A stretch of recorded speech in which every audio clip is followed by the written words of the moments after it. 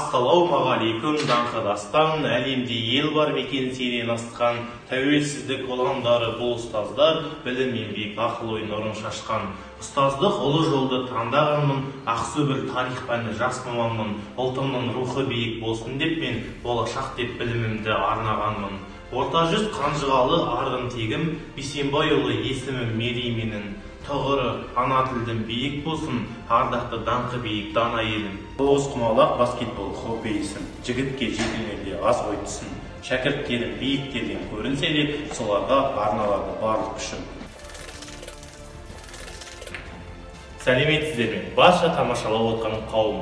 Менің есімім Мадина Мерей Бейсенбайұлы. Туған жерім Солтүстік Қазақстан облысы Уәлиханов ауданы Қайрат ауылында 2000 жылы 30 наурызда дүниеге келдім. 2006 сыныпқа 2006 жылы Қайрат орта мектебіне 1-ші сыныпқа қабылдандым. 2017 жылы оқуымды бітірдім. 2017 жылы Көкшетау атындағы Абай Мырзахмет университетіне оқуға түстім. 2021 жылы оқуымды аяқтап, өзімнің еңбек өтілімді Ақсу кентінің номер 1-ші жалпы орта білім беретін мектебінен бастадым. Мұғалім болу мектеп қабырғасында мүлдем ойыма да кірмеді. Бірақ өмірім бір-ақ сәтте өзгеріп, көпшіліктің қалауымен осы жолды таңдадым. Жақсы маман, ұлағатты ұстаз, шәкірттерімнің болашағы, яғни мақтанышы болу үшін талмай еңбек етудемін. Қазақ даласында ең алғаш мектеп ашқан Ыбырай Алтынсарин атамыз айтқандай, ұсталы ел озар, ұстасыз ел тозар демекші, қазіргі таңдағы менің ең басты мақсатым білім беру саласында өз үлесімді қосу, әрбір оқушының жүрегінен жол таба білу, еліміздің жарқын болашағы үшін еңбек ету. Неге мен тарих мамандығын таңдадым? Себебі ұлттың әкесі тарих, анасы тіл демекші, жас ұрпаққа өзінің тарихын ұғындырып, болашаққа нақты қадам басуына себепкер тұлғалардың бірі болу мен үшін үлкен мақтаныш. Жалпы тарих мамандығының ерекшелігі адамзат дамуының өткені мен бүгіні, халықтар мен мемлекеттердің тарихы, болашағы және де қазіргі таңдағы ақиқаты зерттейтін ғылым саласы.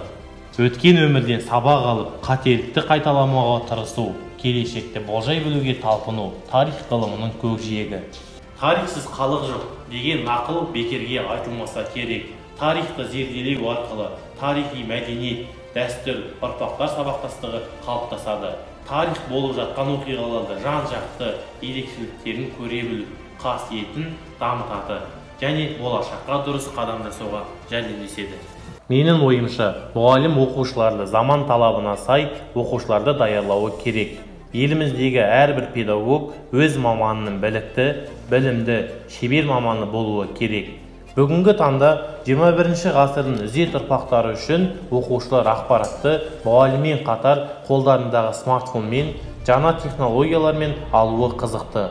Мұғалім егер шебер болса, бағаны дұрыс жолға бағыттай білсе, сабаққа қызығушылығын оята алса, мотивация бере алса, жеткілікті деңгейде оқушыға өзінің сабағына қажетті ақпаратпен қамтып бере алса, оқушы әрбір ақпаратты өзі ізденуге тырысады.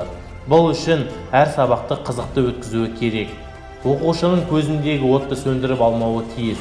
Менің педагогикалық ұстанымым сабақта технологияны көп қолдану мақсат емес, тиімді қолдану мақсат. Қазақстан Республикасы білім туралы заңының 8-ші бабында білім беру жүйесінің басты міндеттерінің бірі оқытудың жаңа технологияларын енгізу, білім беруді ақпараттандыру, халықаралық ғаламдық коммуникациялық желілерге шығу деп атап көрсеткен.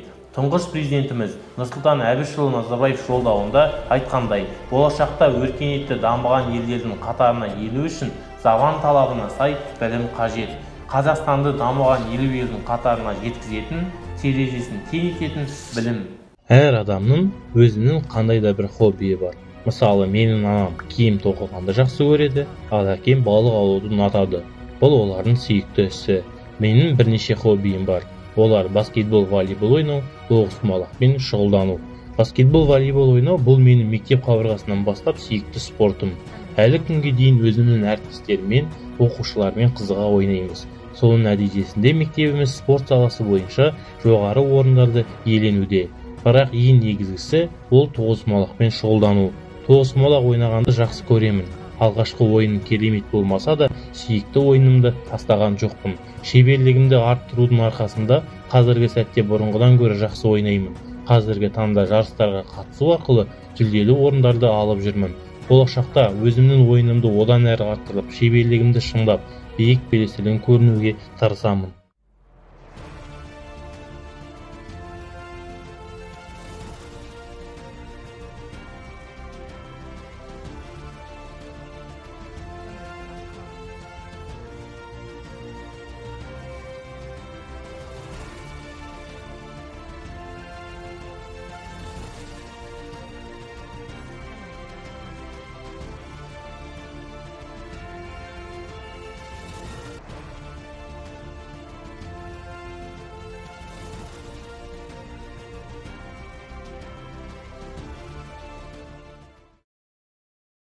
Жас мамандың бетке ұстап барысынды, аялап ардақтаймын әрісінді, сайыста тіреген үміт ақтап, жеңуге аямаймын бар күшімді. Еліміздің президенті Қасым-Жомарт Тоқаев айтқандай, лайықты азамат өз білімін елінің игілігі үшін жұмсайтын адам. Назарларыңызға рахмет.